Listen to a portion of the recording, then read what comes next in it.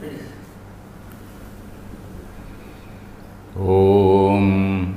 गणानां त्वा गणपतिं हवामहे कविं कवीनामुपमश्रवस्तमं ज्येष्ठराजं ब्रह्मणां ब्रह्मणस्पतान् शृण्वन्नोतिभिः सीदसादनं श्रीमहागणाधिपतये नमः। गुरुर्ब्रह्मा गुरुर्विष्णुः गुरुर्देवो महेश्वरः गुरुस्साक्षात् परं ब्रह्म तस्मै श्रीगुरवे नमः। सदाशिवसमारम्भां शङ्कराचार्यमध्यमाम् अस्मदाचार्यपर्यन्तां वन्दे गुरुपरम्पराम्। Om. Dear friends, we are in this shloka Chaturvarnyam maya srishtam gunakarma vibhagashaha tasya kartaram abhimam vidhya kartaram avyayam. We are going through this bhashyam. I also gave some examples from Mahabharata, gave some other examples from some other places, Manusmriti and things like that. And there are a few more points. In fact, all that was to explain or rather question ourselves as to whether we have to continue with the interpretation of this entire system, which came into existence sometime in the medieval period, or should we go back to the Mahabharata period? Should we go back to the more egalitarian and more humane interpretation of all these things as it was originally envisaged by the Vedic rishis? In fact, the Vedic rishis, their idea was to have a totally integrated society, was to have a totally a society with great harmony, not ill feelings and all that, a society where there was a lot of equality. So that was the vision of the Vedic sages, and then that is what is reflected in Gita. That is what ironically is reflected even in Manusmriti. Even Manusmritikara, whom we always say that Manusmriti created these castes and all that, it is not Manu. Unfortunately, Manu has been blamed unnecessarily. And then I also quoted one shloka from Manusmriti where he says that it is the teacher who decides as to what varna a student, a person belongs. So Manu was not such a retrograde person.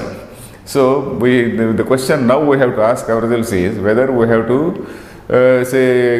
follow some sort of degenerate view of this varna, or whether we have to follow an enlightened view of varna as was originally envisaged by the Vedic rishis.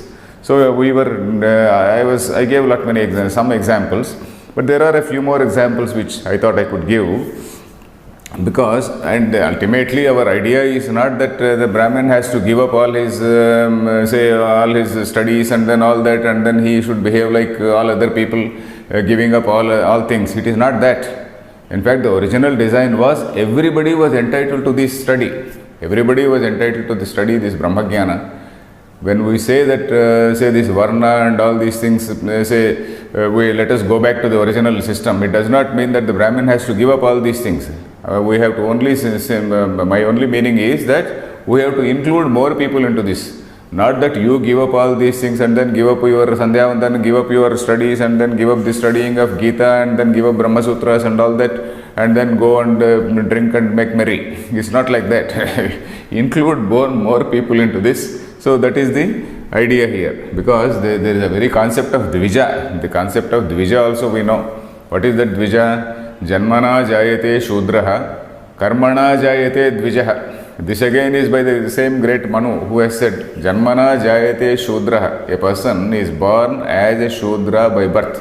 Any man is born as a Shudra by birth, he is a Shudra. That means he has not undergone any samskara. He has not undergone any, in English what they call the so-called rites of passage. They call it rites of passage. He has not undergone any sort of any ritual which is going to edify his conduct, edify his studies. So that is the point there. So Janmana jayate Shudraha, Karmana jayate Dvijaha. By the karma means that Upanayana karma, and then the teaching of Gayatri, and then by that thing he becomes a Dvija. He becomes eligible for all those things. So eligibility is okay, but then if he does not follow, then what will happen? So then Veda Pathena Viprasyat. By studying Veda, he becomes a Vipra. So he may have some knowledge of Veda. So he will study this Veda for 8 years and then knows by heart, and maybe knows the meaning also, knows the meaning of the Veda. But certainly he does not have Atma Jnana. then only when he has that Atmajnana or Brahmajnana, Brahmajnanena Brahmana. So there is a very famous shloka. What is that? Janmana jayate Shudraha, Karmana jayate Dvijaha. By karma and by this process of ritual, he becomes a Dvija. And then Veda Pathena Viprahasyat.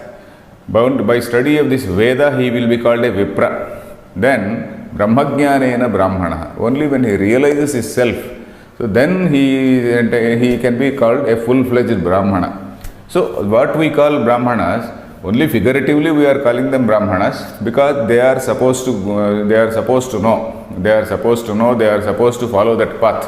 So that is why by some sort of concession, by way of concession or figuratively we are calling them Brahmanas. So that is the meaning here. So here I wanted to give one or two more quotations. This is from the Brihadaranyaka Upanishad. In the last class also I told that in the beginning there was only one Varna, that is Brahmana. So for that I brought the quotation also in this class. This is from this Brahma Vidya Brahmana. This is the first chapter of Brihadaranyaka Upanishad. Fourth Brahmana in the first chapter. And 11th mantra, 1-4-11, 1-4-11, where the Upanishad says, Brahmava idam agra asit ekameva, Brahmava idam agra asit ekameva, tad ekagam sanna vyabhavat. So in the beginning, it was only Brahma. Brahma means Brahmana, this what we call Varna, let us say. In the beginning, so when we visualize that entire whole cosmos into that in that Virat form, so that Sthula Sarira at the cosmic level, the gross body, we are having our individual gross bodies and individual subtle bodies. At the cosmic level, if you visualize one gross body and one cosmic body, that particular say individual with that gross body and cosmic body, he was one, he had only one tattvam, only one nature, that is Brahma, that is Brahmanam. Then he felt it was inadequate. It was inadequate to fulfill his, say, all his requirements. So then he expanded himself. He projected himself.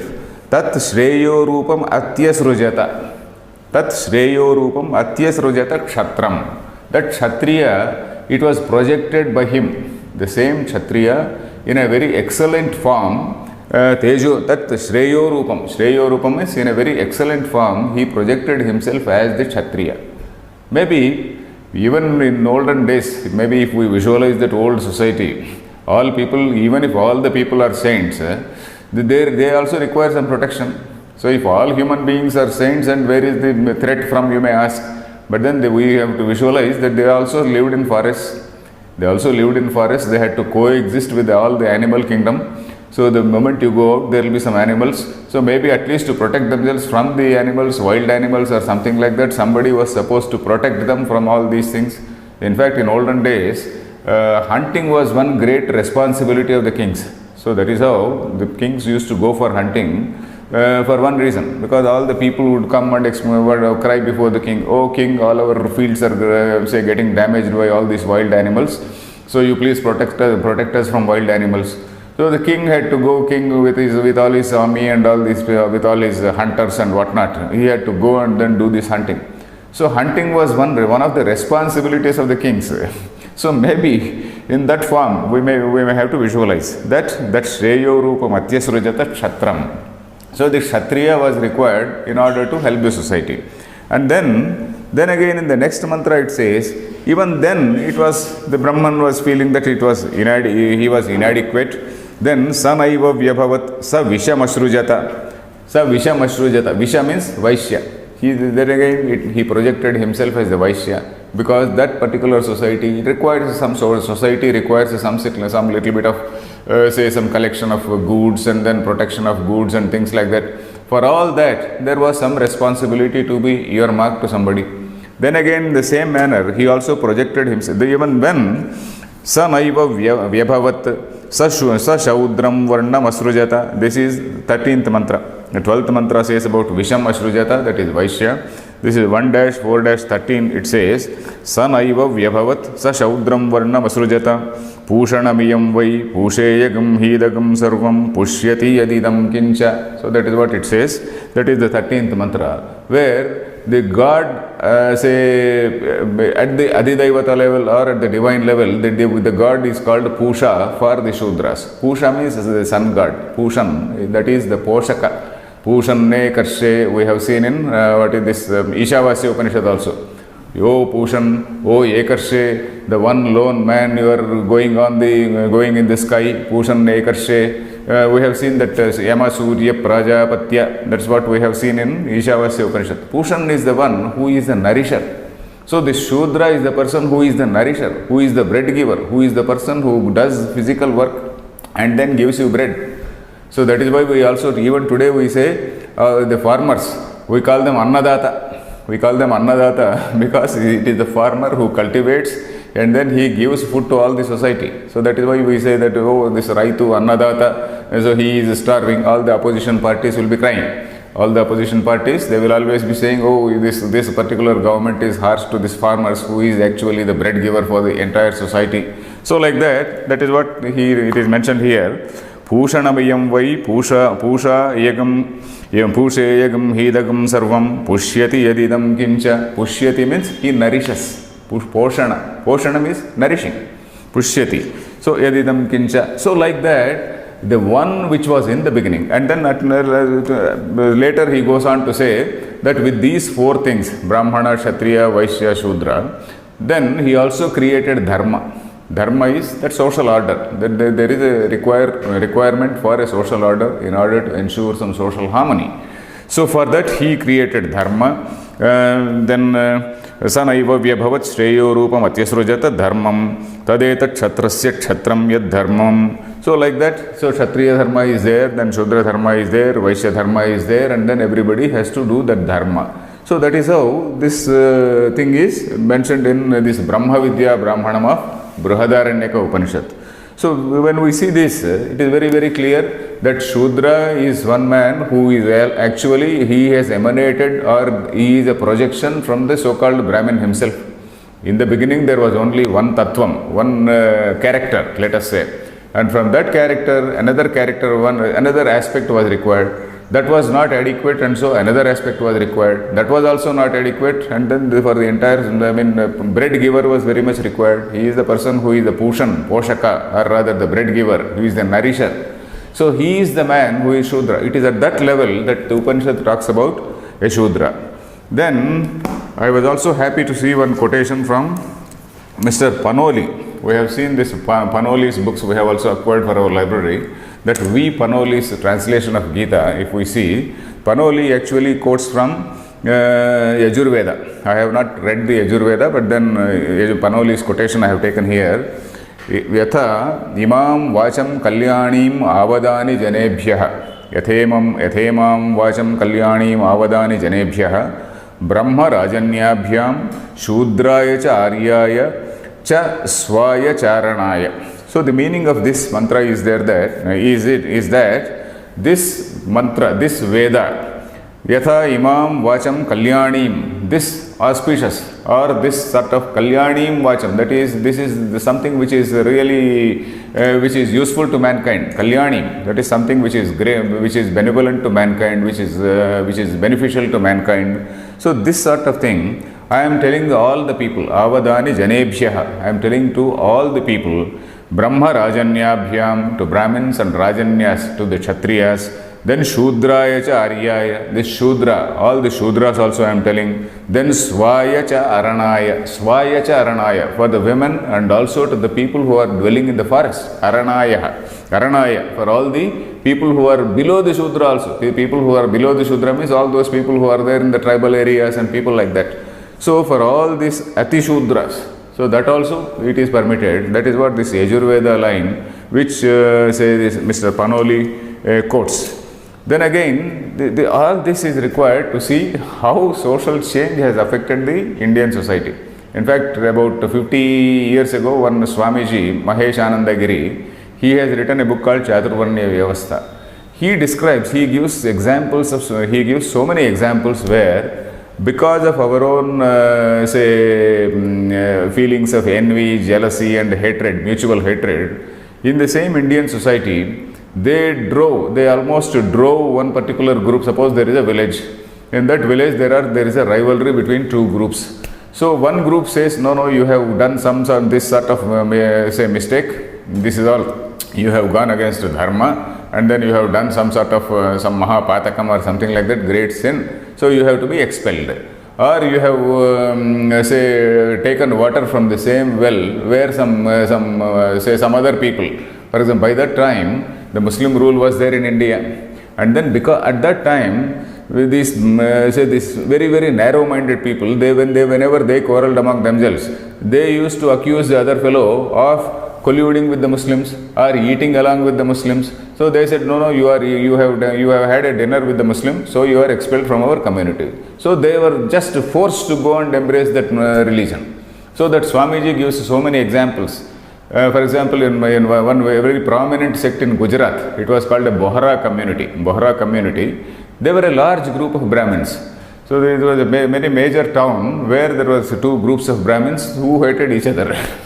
And then one group, it so happened that they were taking water from the same well where the neighboring Muslims were also taking. So then this other group, they had an excuse to accuse them. They had an excuse to accuse them. They said, find fault with them. So they said, okay, you are all wretched fellows, you are all fallen, and then you are taking water from the same well where these Muslims are taking. So they expelled them. And because that anger was already there, so that whole group of Brahmins, they became Muslims. So that was called a Bohra group of Muslims. So likewise, he gives many examples in several places like Rajasthan, Kashmir, and many other places where because of our own internal feelings of rivalry, jealousy and all that, our own people have embraced other faiths. So this is, even today, if somebody does a proper study of various, branches and various small sects among various, religions, you will find such striking examples. So this is one thing. Another point which we have to see is that this Varna, Manu created only 4 Varnas. Not Manu, in the Upanishad or in the Gita, we find only Varnas. Then we also talk about what is called caste. Varna and caste, what is the difference? Varna is there are only 4. Brahmana, Kshatriya, Vaishya, Shudra, these are the Varnas, basing on their gunas. Then where are the castes from? Then Manu gives details of various castes. How? Suppose a Brahmin woman, she sleeps with a Shudra person.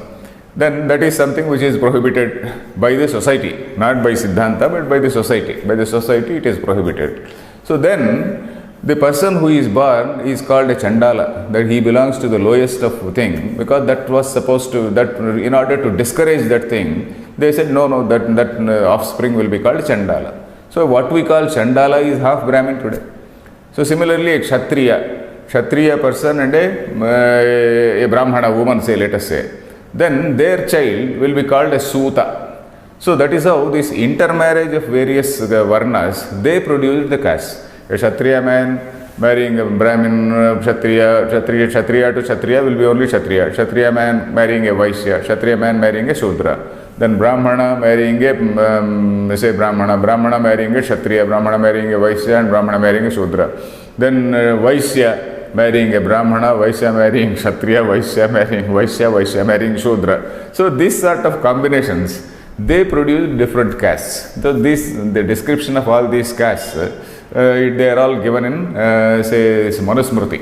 Manusmriti is given. And subsequently also, it has, over a period of time, it has, various, castes have established themselves. Because we know that in olden days, each village was an economically self-sufficient unit and almost insulated from any other village, because all around there were forests only. And then in one village, because it was an economically self-sufficient unit, there was a barber, there was a dhobi, a washerman, there was an ironsmith, there was a goldsmith, there was a weaver, there was everything, there was a carpenter, there was a builder, everything were there, all trades were there. And these trades, they became castes also. So this is another thing which has developed over a period of time. Not only that Manu broadly gives some 10-15 castes, but then subsequently all these trades, they became one. So like that, this has given rise to very many details. So with all this, what we have to see is our Siddhanta, our doctrine may be very, very great. Our doctrine is very, very great.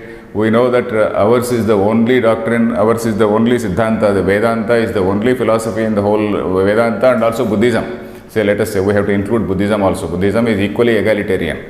Buddhism and Vedanta, these are the egalitarian systems which envision that all people are equal, number one. Vedanta says all people are entitled for Brahmajnana. So this is then Vedanta is the only thing, only place where you say where it does not say what I am saying only is the truth. What my book says is the truth. All religions say what my book says is the truth. But Vedanta is the only place where you say it does not talk about the book at all. You think, you have got your mind, you have got your senses, tapasa brahma vijignyasasva, you think and know the reality. You think and know about the reality. And then this is the only system where it is said, you go beyond the book.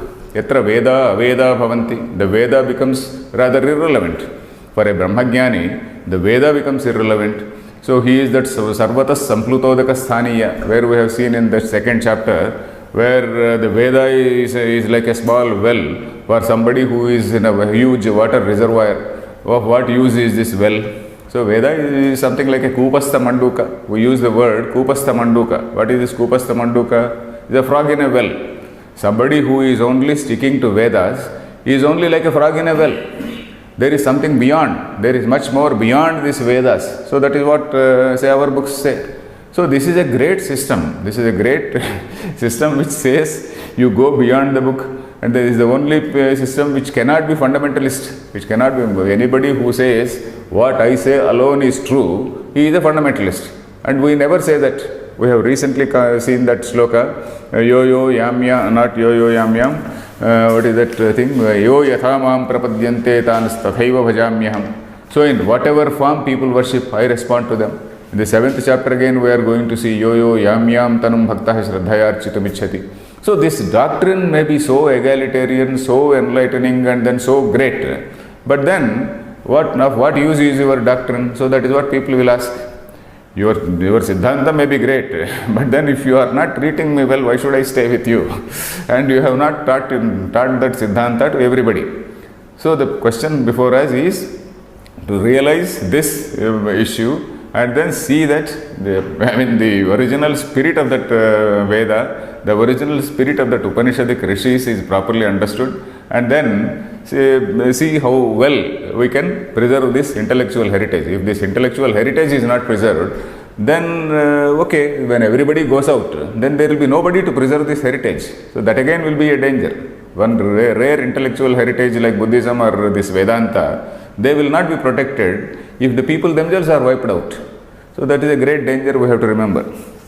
So with this, I think we will wind up this discussion on Chaturvarnyam. Then we move on to the Bhashyam. So Raja Upasarjana Tamah Pradhanasya Shudrasya Shushrusha Karmani Maya Srishtam Ityarthaha.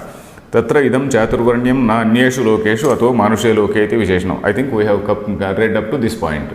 Isn't it? Yes. Chaturvarnyam Maya Srishtam Ityarthaha. Okay.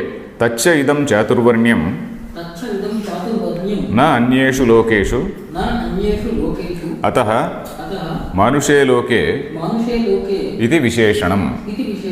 So this Chaturvarnyam, this system of 4 varnas, it is not there in the other lokas.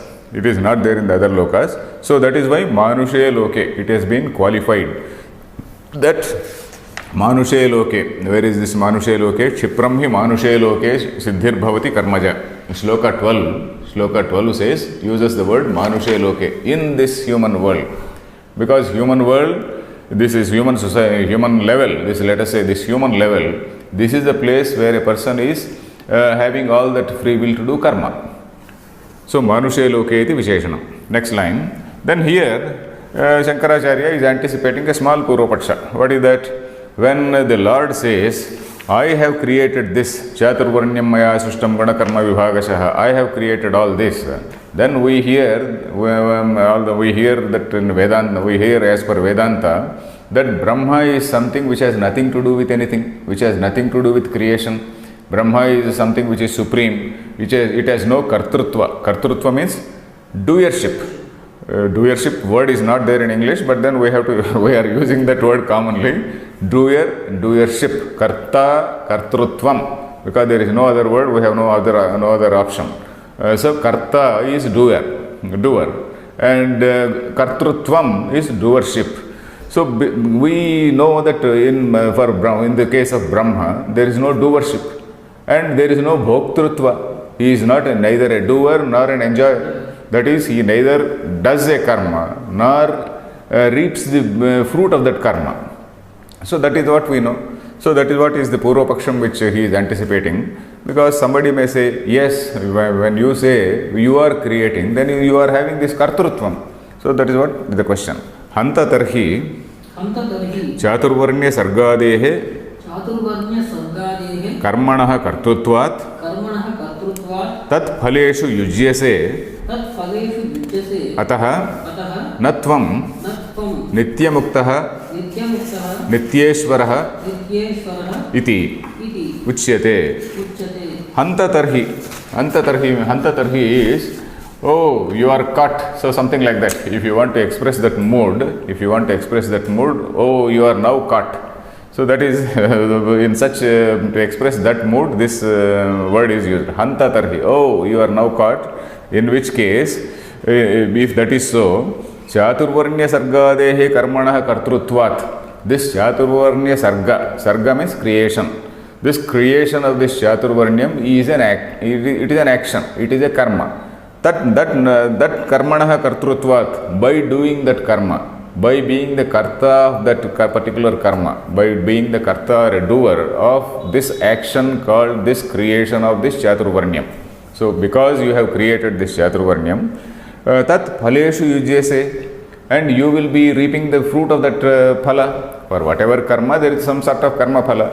So you will be bound by karma phala, like everybody else is bound, you will become bound by this karma phala.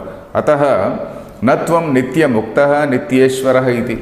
So you cannot be accepted as nitya mukta. Mukta is somebody who has no bound, he has no bondages. Mukta is somebody who is freed. Mukti is what? Mukti is freedom from all types of bondages, freedom from all types of mental hang-ups, all types of, what we say, all these vasanas and all these predispositions and all the bondages, the sense of even this identity is itself a big bondage. So all those things, they drop off. So he is a man who is a nitya mukta.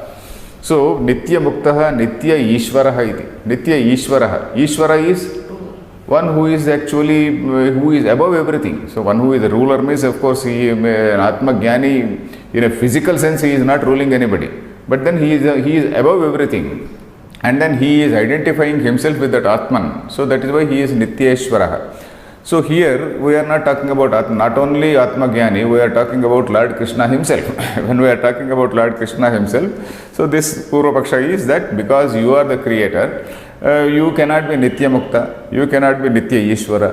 Then that is being answered. Uchyate Yadyapi Maya Samvyavaharena Tasya Karmanah Kartaramapi Santam Mam Paramarthataha Vidhi Akartaram Atayeva Avyayam Asamsarinam cha Mam Vidhi. So this is quite simple. We know by now that Brahma is not directly involved in creation. Brahma, through this energy which is manifesting in Brahman, that is that energy which is called Maya. Maya Samvyavaharena. Vyavahara is what? Vyavahara is just transaction. All this transaction which takes place is Vyavahara. Maya Samvyavaharena. Because of all this transactional reality which has been created by this Maya, at the Maya level, at the level of Maya, Maya Samvyavaharena Tasya Kartaram Apimam. Tasya means Karmanaha. Karma is what? That creation of this Chaturvarnyam, etc. Tasya Karmanaha Kartaram Api Santam Mam paramarthatah vidhi akartaram. Paramarthatah means in reality.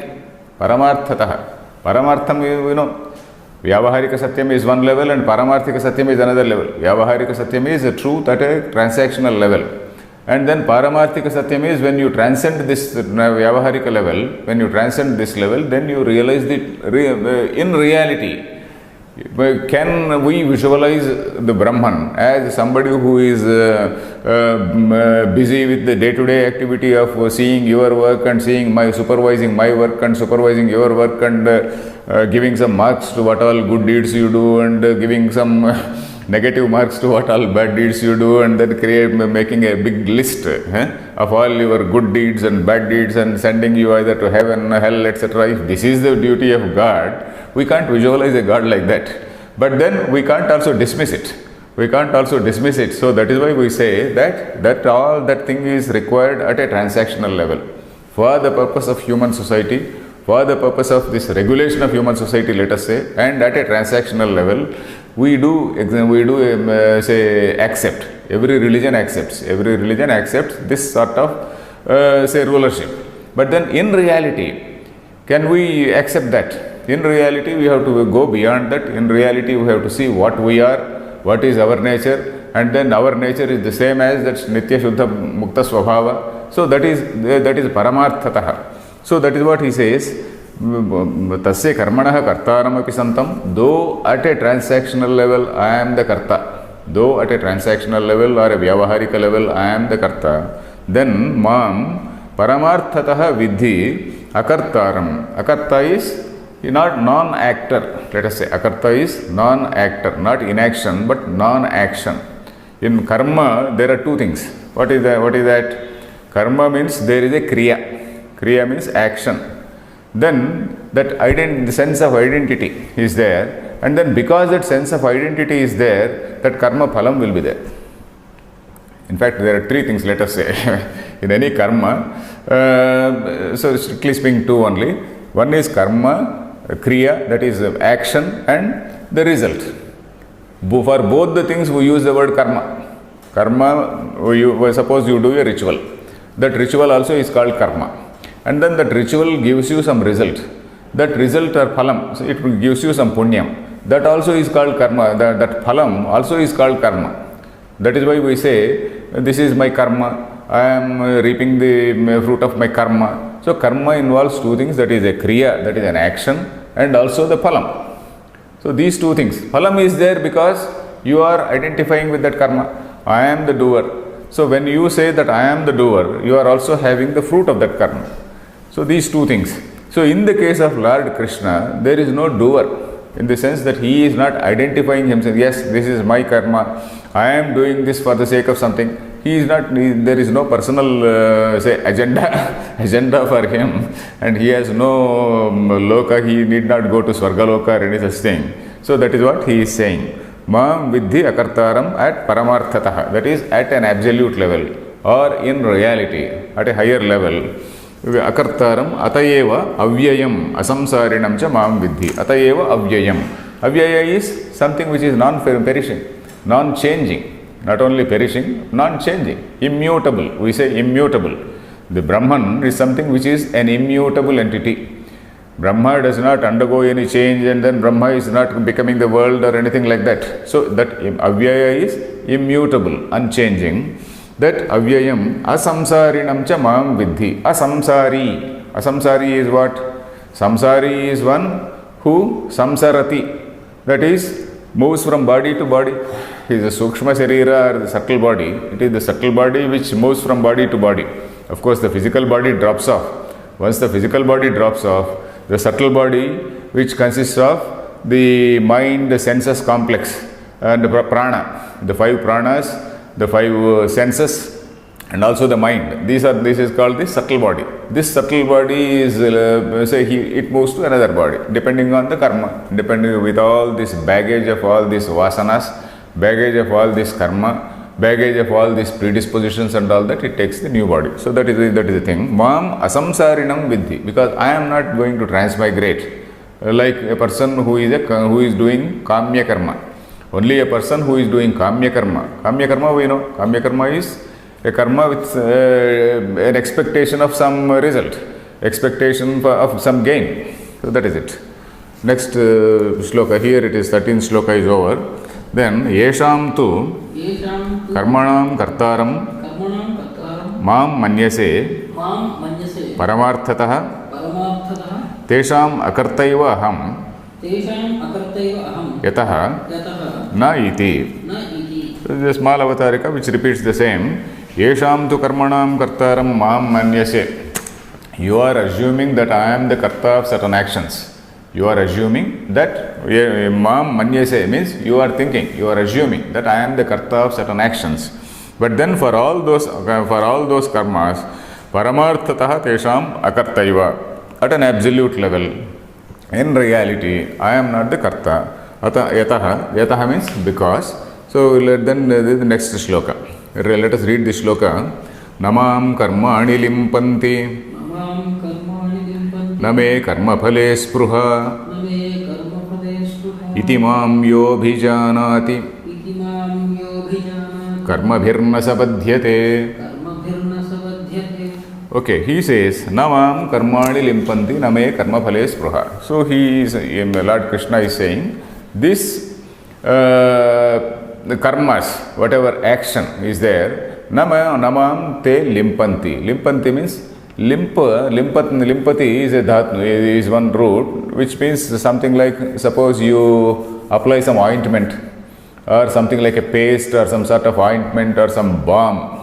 So that balm, it totally sticks you. That ointment you rub on your body and then it is there on your body. So like that, lepanam. You know the word lepanam? Lepanam is something like a paste. It is something like an ointment. When there is a pain, you do some lepanam, some sort of ointment you massage. So that type of thing is called, the root is same. Limpanti means that is something which is sticking to you like a glue. Something which sticks to you like a glue. That is the meaning of limpati. Karmani limpanti is plural. Karmani means actions. All these actions, they do not stick to me like a glue. That means they do not produce any result. Their result, karma phala, is not going to affect me. Mam means me. Karmani na limpanti. All these karmas, they do not have any sort of effect. They do not. It is not as though it is not something like embalming. So, ordinary people, they get embalmed by the fruit of their actions. So, in my case, I am not getting embalmed by the fruit of my actions. Name karma phale spruha. For me, karma phale, there is no spruha. Karma phale means in the fruit of action. Spruha means desire. Spruha is desire. Then, iti mam yaha abhijanati. So, in this manner, iti means in this manner, yaha mam abhijanati, the one who recognizes. Abhijanati karmabhihi na sabadhyate. So one who realizes that I am the person who is above all these things. I am the person who is whom these karmas do not stick to him. Karmas do not bind him, let us say, to use a simpler word, because this embalming is in a bad sense. That is, after a person dies, you do this embalming. So, but strictly speaking, this limpati means like that. Lepanam. Lepanam is putting an ointment, rubbing an ointment. So, like sticking on to a body, so that is the meaning there. Itimam yobhijanati karmabhihi nasa badhyate. A person who knows that I am not bound by the karmas, he is also not bound. Karmabhihi nasa badhyate. So, the overall meaning is like this. Number one, namam karmani limpanti. All these actions, they do not bind me, let us say. And then I do not have any desire in the fruit of action. And anyone who knows that I am like this, anyone who recognizes me like this, anyone who recognizes that I am a person who is not bound by any action and then anything like this, then he will also be freed. He will also be freed from the karmas. He will also be freed from the fruit of all these karmas. So the question is, if I know that you are a great man, how can I also become a great man? So the question is like that. If I know that you are a person who is a Mahatma, and then you are, karmas are not natvam limpanti, that is, they do not stick to you, they do not bind you. if I know that you are a person not bound by karma, then how is it that I am also going to be freed by karma? Then which means the actual significance is in this word, itimam yaha abhijanati. Abhijanati is a very key word here. Abhijanati is from the word abhignya. Janati means he knows. Abhi is an upasarga. Abhi plus janati, abhijanati. That is, there is a word called pratyabhignya. Pratyabhignya is, say, soham. We must have heard about this thing, soham. What is that ultimate thing? I am that. So that is a pratyabhignya, that is an identification, that is a recognition. Pratyabhignya actually means recognition. That recognition comes only when you also have that level of understanding. Soyam devadattaha is one example usually given. Saha ayam, you see a person or you have seen a person say maybe 10 years ago, and then you see that person, the same person again. And then you say, oh, he is the same person. So that is a recognition. So that recognition is something which is accepted, which is an example given in Vedanta. So you are somebody who are already Brahma. You are by nature you are a Brahma, and by say identifying yourself with some limiting attributes, by identifying yourself with the body, mind complex, and then feeling that I am this, so creating an identity around you. You have forgotten your real nature. So that is the meaning of Vedanta. Then, by knowing, when somebody says, no, you are not this body mind complex, you are something higher. And then you also start thinking on that. You also start thinking, and gradually you will start realizing, yes, I am not this body mind complex, there is something beyond. And then you reach a point where you realize that you are that supreme self. So that is called abhignya. That is Soyam Devadatta, the same gentleman is Devadatta. Soham, that recognition comes when you realize that you are that supreme Brahman. So this abhignya is one word which is also used in Dakshinamurti Stotram. Yah pratyabhignayate, I think this 7th mantra, 7th shloka or 8th shloka, that yah pratyabhignayate, what is that? Nama idam Sri Dakshinamurti, that last line comes. So like that, shloka I am forgetting. Anyway, so that pratyabhignya is that recalling, that recognition. Then, abhigna is, pratyabhignya is prati plus abhignya. That is it. Jna, that is knowledge. Abhignya is recognition. Abhignana Shakuntalam also, we know that there is a book called Abhignana Shakuntalam written by Kalidasa. Abhignanam means recognition. Any identifying mark. This Abhignanam is the identifying mark. In Shakuntalam, that Dushyanta, he forgets that Shakuntala because she has lost that ring or something which was given to her by the king. So till that ring is traced, he is not able to recall her. So likewise. So itimam yo abhijanati, abhijanati means, so a person who understands me means a person who has reached that level of understanding. A person who is also say over a period of time, he is also a jnani, and then such a person, he will also be freed from all the actions. So that is the overall meaning of this shloka. The words are very simple. Na, mam, karmani is karmas, limpanti, they do not stick to me like a glue, or let us say bind. Then name karma phale spruha, I don't have any desires. Desires, who will have desires? A desire, you have a desire when you feel inadequate, when you are feeling that you are the full. Apta kamasya ka spruha, there is one saying, apta kamaha. Apta kama is somebody who has attained all the desires. Who is that person who has attained all the desires?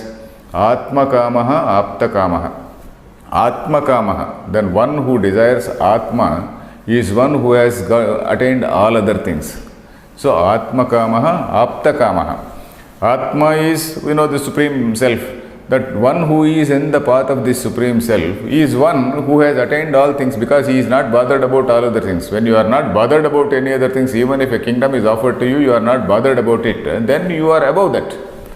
A king and our leaders, they are just fighting among themselves to acquire some kingdom anyway.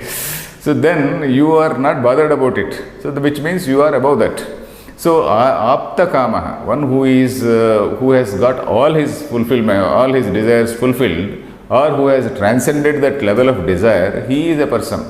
He is a person who has no spruha. Name karma phale spruha. He is an apta kama. That is, it signifies that he is also a jnani. Then he means Krishna, of course, certainly is a jnani, but the one who understands him should also be a jnani. Iti mam yo abhijanati. One who realizes like that, one who recognizes that, he also does not get bound by the karmas. That is the meaning. Let us read this bhashyam.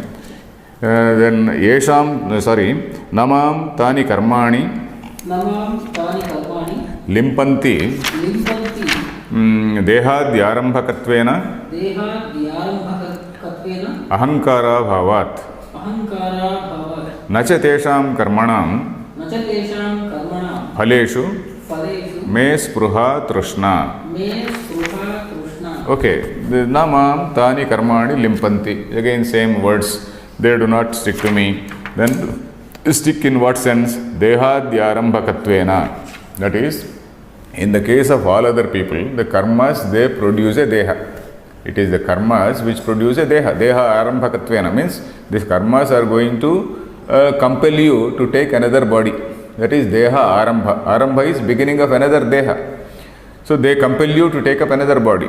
So in the case of Krishna, it is not going to happen. Why? Ahankara bhavat. There is no feeling of I. Ahankara does not mean pride or arrogance. We normally in Telugu, we use the word as arrogance. But it is not arrogance. Ahankara is that feeling of I.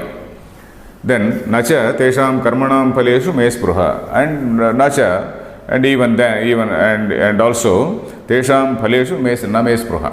And I have no desire in the fruit of in the fruit of those actions. Then yesham tu samsarinam aham karta ityabhimanah karmasu spruha tat phaleshu cha tan karmani limpanti iti yuktam tadabhavat न माम कर्माणि लिम्पन्ति इत्येवं यो अन्योपि माम आत्मत्वेन अभिजानाति नाहं कर्ता न मे कर्मफले स्पृहा इति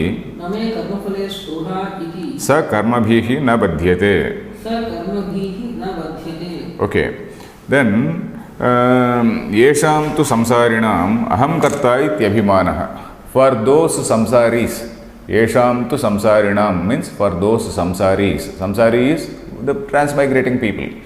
Transmigrating people. For those transmigrating people who have this aham karta iti abhimanah. Abhimana is that sense of ownership. Abhimana actually is that sense of ownership. Aham karta. I am the doer. I have done this. I have done this yajna, I have to get punyam, I have done this good deed, I have to get something. So this is that abhimana, that is that sense of ownership. Abhimana, karmasu spruha, and then desire to do more and more karmas. Tat phaleshu cha tani karmani limpanti. Tan, those people, this karmani limpanti. This karma, all these actions, they bind those people. Then, iti yuktam. To say, it is very appropriate to say like that. Then tadabhavat namam karmani limpanti. And because I do not have that sense of I, that sense of the feeling of I, then these karmas do not bind me. Yaha anyopi, anyaha api means any other person, anyaha api, even any other person, mam atma bhavena abhijanati. This is an important word, atma bhavena. Atma bhavena abhijanati means he knows, he realizes that I am no different from him. I am no different from Krishna. I am no different from the Supreme Being. Atma bhavena abhijanati. This abhijnanam, this abhijna word, abhijna is important here. One who realizes that he is not different from Krishna. One who realizes that he is not different from Supreme Brahman. In other words, one who realizes that Atma bhavena abhijanati, as he sees as his own self. Then abhijanati, how naham karta, name karma phale spruha. So I also have to realize that I am not the karta, and then I don't have this desire in the fruit of action, na me karma phale spruha iti, sa karma bhihi na badhyate. Even that person, he will not be bound by these karmas. Tasyapi तस्यापि na dehadyarambhakani न देहाद्यारम्भकानि karmani bhavanti ityarthaha. कर्माणि भवन्ति इत्यर्थः. Okay, for that man also, just as in my case, all my karmas, they will not produce another body. Even for the Jnani, who recognizes that he is no different from the Supreme Being. A Jnani who recognizes that he is not different from that Supreme Self. He is not different from the Supreme Brahman. For him also, all his karmas, dehadi arambhakani na bhavanti. That is, they will not produce another deha.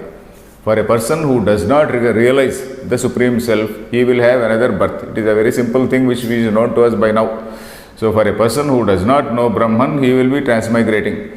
For a person who realizes that I am not Karta and I don't have any desire in the fruit of action, I am not the Bhokta, so when he realizes that, he will not be transmigrating. It is that simple meaning. Then this is 14th is over. Next, Naham Karta नाहं कर्ता Name Karma Phale Spruha iti. न मे कर्मफले स्पृहा इति. So this is an avatarika. He is continuing. Iti evam jnatva krutam karma purvairapi mumukshvihi. So he is continuing the next say shloka. Let us read this shloka. Evam jnatva krutam karma एवं ज्ञात्वा कृतं कर्म purvairapi mumukshvihi पूर्वैरपि मुमुक्षुभिः kuru karmaiva tasmatvam कुरु कर्मैव तस्मात् purvaih purvataram krutam. पूर्वैः पूर्वतरं कृतं. Evam jnatva krutam karma purvairapi mumukshubhihi. Evam means in this manner. Jnatva is having realized. Evam in this manner. Jnatva having realized.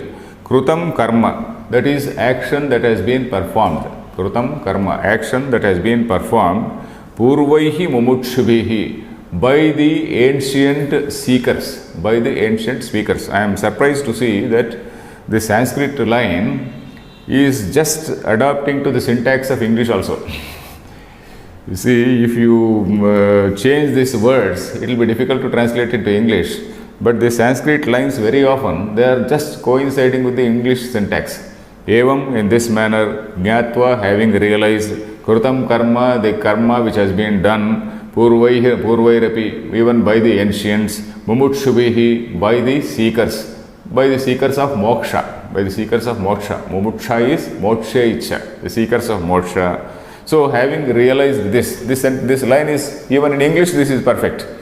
Having realized in this manner, having realized the work which is done by the ancient seekers. That is, all the ancient seekers were also doing, all the ancient seekers of moksha, all the people who are also interested in liberation, they also followed the path of karma. You see, we quite often misunderstand Shankaracharya. We often misunderstand Shankaracharya by saying that Shankaracharya is one man who asked everybody to take up sannyasa. Shankaracharya did not ask anybody to take up sannyasa. He only showed it. What is there in the Upanishad, what is there in the Veda, he only said that sannyasa is that highest state. Sannyasa is that highest state which is suited for some people. But for all others, he is very, very clearly saying, in this Bhashyam also we are going to see Shankaracharya very clearly saying, anyway we are coming to that. Very clearly saying that you do karma. Then, evam jnatva krutam karma purvairapi mumukshubhihi kuru karmaiva tasmatvam. You do karma. Kuru karmaiva. You do action only. That means you be in the path of action. Karma eva. Karma plus eva, karmaiva. Action only. You be in this path of karma only. So that is what he is telling Arjuna. Because Arjuna, before whom, in front of him, there are lot many examples given. There were lot many Rajarshis like you. In fact, Madhusudana Saraswati is giving some names also. Purvaihi atikrantairapi. Purvaihi means all those ancient people. Atikrantaihi, those who have gone by. Who are not only that, Asmin Yuge, even in this Yuga, Arjuna's Yuga was Dwapara Yuga. And even in that Dwapara Yuga, he is giving some names like Yayati, Yadu, Prabhrutibihi, Mumukshubhihi. There were some great kings like Yayati, Yadu, and many others. These are all mumukshus. They were all seekers of moksha. They were all seekers of liberation. And then at the same time they were kings, and they were also discharging their kingly duties. They were discharging their royal duties while being mumukshus. So that is why Krishna is telling him, you please do, jolly well do, you be on the karma path. Kuru karmaiva tasmatvam purvaihi purvataram krutam. Purvaihi, by the ancients, purvataram, in olden days, purvataram krutam, that which has been done. So this is very simple. The words are also very simple, I have explained. Kuru karmaiva tasmatvam purvaihi purvataram krutam. Okay, let us see this bhashyam. Is the time over? 5 more minutes. 5 minutes, let us read. Then, evam jnatva एवं ज्ञात्वा कृतं कर्म कृतं कर्म पूर्वैः अपि पूर्वैः अपि अतिक्रान्तैः मुमुक्षुभिः अतिक्रान्तैः मुमुक्षुभिः कुरु तेन कुरु तेन कर्मैव त्वं कर्मैव त्वं न तूष्णीम् आसनं न तूष्णीम् आसनं नापि सन्न्यासः नापि सन्न्यासः कर्तव्यः नापि सन्न्यासकर्तव्यः तस्मात् त्वं तस्मात् त्वं पूर्वैरपि अनुष्ठितत्वात् पूर्वैरपि अनुष्ठितत्वात् यद् अनात्मज्ञः त्वं अनात्मज्ञः त्वं अनात्मज्ञः त्वं तदा आत्मशुद्ध्यर्थं तदा आत्मशुद्ध्यर्थं तत्त्ववित् चेत् तत्त्ववित् चेत् लोकसङ्ग्रहार्थं लोकसङ्ग्रहार्थं पूर्वैः जनकादिभिः पूर्वैः जनकादिभिः पूर्वतरं कृतं पूर्वतरं कृतं न अधुनातनं कृतं न अधुनातनं कृतं निर्वर्तितं. निर्वर्तितं. So he says, evam jnatva, in this manner, evam is in this manner, jnatva, having known, krutam karma, the karma work which has been done, purvaihi api, atikrantaihi mumukshubhihi. Atikranta means something which has gone by. All these ancients who have gone by the passage of time, atikrantaihi mumukshubhihi, kuru tena karmaiva tvam. Tena means because of that reason, kuru karmaiva, you do karma only. Tvam na tushneem asanam napi sannyasa kartavyam. Tushneem asanam, that is just staying say silent. Tushneem is just keeping quiet. Tushneem bhavaha we say. So he only displayed some tushneem bhava. Tushneem bhava means just not reacting to anything, not bothered about anything.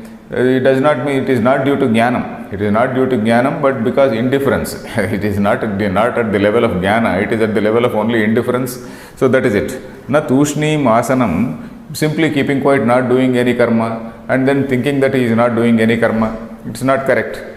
So thinking, if somebody thinks that I am not doing any karma, it is wrong, because not doing karma and keeping silent is also a karma. Like we were talking about one prime minister in our country, so he was not doing anything, that was also a karma. So that is how some people interpreted, because that is also karma, because just postponing is also a karma. So tushneem asanam na api sannyasa kartavyaha, and the sannyasa should not also be done. And here we see Shankaracharya's words again. So Shankaracharya is actually balancing between what is required for society. That is, Shankaracharya is recognizing the importance of the Kshatriya dharma, and while saying that okay, sannyasa is a higher option, but then the Kshatriya dharma is most important. Then napi sannyasa kartavyaha tasmat tvam, therefore you purvairapi anushtitatvat, because it has also been followed by all these ancients. Purvairapi anushtitatvat means because it has also been followed by all the ancient. Then for two reasons he is again mentioning.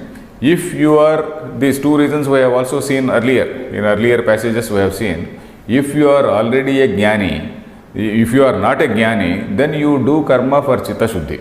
If you are not already a jnani, you do this karma for chitta shuddhi, so that you will become eligible for jnana. Then the second thing is, if you are already a jnani, then you do it for loka sangraha. If you are already a jnani, then for the sake of the well-being of the world, in order to keep the society together, in order to keep the society intact, loka sangraha, keep the society intact and be a role model for all the people.